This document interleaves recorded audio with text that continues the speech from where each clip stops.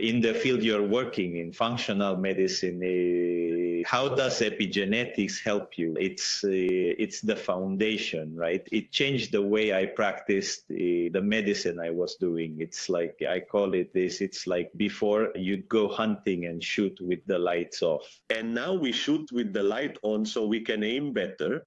That is what in Spain they now call precision medicine, because it allows us to act precisely on each patient, regardless of the illness they may have. Instead, we focus directly on the specific needs and requirements of that patient and of all patients in particular, so that it completely changed the way we practice medicine. Having this information to know exactly how to regulate it is absolutely fundamental if we truly want to resolve someone's health. So for me, it's a very basic tool for any patient who comes to us. Fantastic. And within the epigenetics study, what has most impressed you about epigenetics? Well, every single one. The thing is, they're all applicable. They're all tools that will be useful to you, perhaps not right away, but they will certainly help you to modulate the biochemistry of this patient. For example, for me, the most important are nutritional deficiencies, because it's one of the conditions that the general population suffers from the most. Unfortunately, food no longer provides us with the nutrients we need, and we have factors against us. That is, nutrients don't enter the body, and we spend much more due to chronic stress and various other conditions.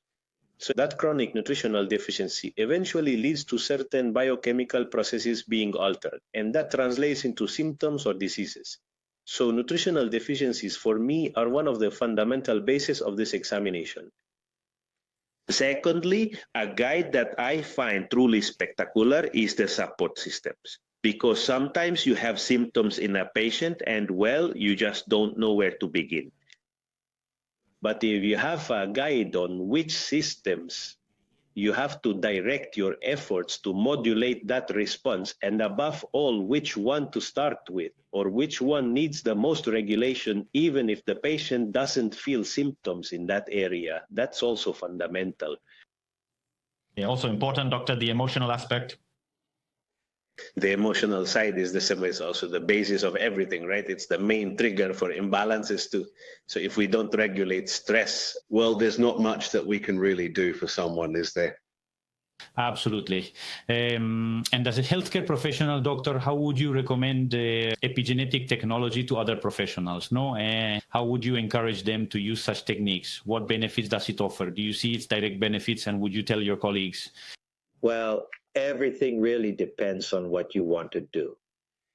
If you have an approach, let's not call it functional, let's call it integrative, an approach that truly resolves the patient's needs, that truly cures, that truly helps your patient.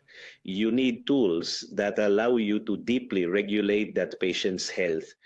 And to have these tools, whether we call them therapies or whether we call them treatments, you need to know precisely what you have to regulate in that patient. So very few tools in the world give you that opportunity to know at a cellular level, at a molecular level, in a profound and precise way, what is happening to your patient. It's a fundamental tool if you have that approach. It's a tool I would recommend in the strongest possible way I could possibly recommend, that you make use of this opportunity, of this tool for yourselves and for your patients.